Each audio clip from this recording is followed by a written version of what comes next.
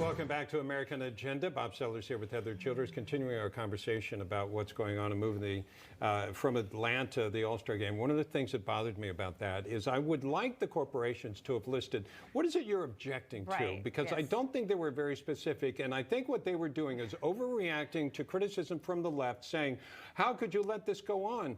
We're going to boycott you. And then they overreacted. They didn't read the law. Clearly they didn't read the law based on where they moved it. I've read a lot of the law, and there are areas that I understand, like taking control of local election boards from the state legislature, appointing somebody to do. I understand somebody may object to that. Maybe that makes it too political. But voting ID, most people support that. Everybody but 3% has an ID. And so, they're free in Georgia. Yes, and like you pointed out, the amount of time you can vote early it is reasonable. There's more time there than in New York. I mean, there are many things. So what exactly were you objecting to? So you're trying to get on the right side, the correct side of this, but you were doing it without the right information. So if we could bring our panel in here, we don't have to stand this much longer. I just wanted to throw that in, Aaron, because it bothers me. These corporations, I feel like, let the politicians work on stuff.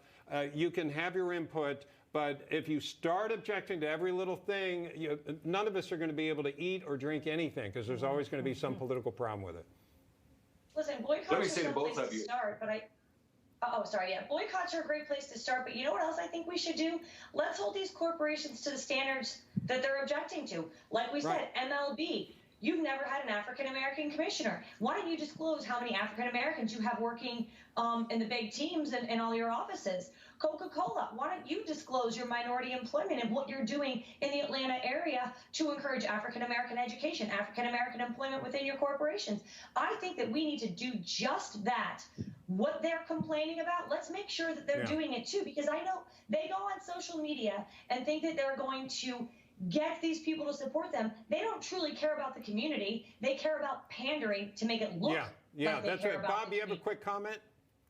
I just appreciate what you all said by bringing it out. Is we saw what CBS did to the governor of Florida, and in the olden days they could do that and nobody could get access to the truth. But what you're doing is bringing out, here's the hypocrisy that's taking place by these various countries and various companies, and then you're able to respond by saying, this is going to be our response. You want to do that to me, then we can react. And it's very appropriate, but the more information, Jefferson said, a person who hopes to be uninformed and free wants something that's never has been and never will be. That's why you're presenting this as so beneficial. You can always quote TJ to me.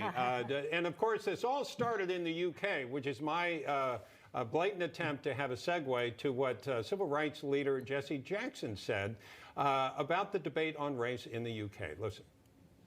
I traveled across Britain with our group there. Clearly, there are patterns of racism in Britain. Britain was the mother of racism. Racism in America came out of Britain, really. The conquest of the Caribbean islands. Britain became the mother country for colonizing of Africans and Black Africans in the Caribbean. Britain knows racism. All right, Derrick, this, of course, in the wake of the Meghan Markle, Oprah Winfrey interview, canceling people left and right, Piers Morgan. What about what he had to say there, that it is what the mother of racism, the UK? You know, over the years, I've looked at Reverend Jesse Jackson, and I've not agreed with him most of the time. But in this particular case, I do. And I've seen stories over the years where racism has run rampant in England. And it's some of the same things that take place over in England happen here in the United States and vice versa. In addition to that, within the Black community, a lot of folks, when Meghan Markle, when she first, came into the royal family, there were a lot of Blacks over there. I saw interviews of mixed. Derrick, I hate doing this, but we are flat out of time. And we're going to have you back and have that conversation. I'm so sorry.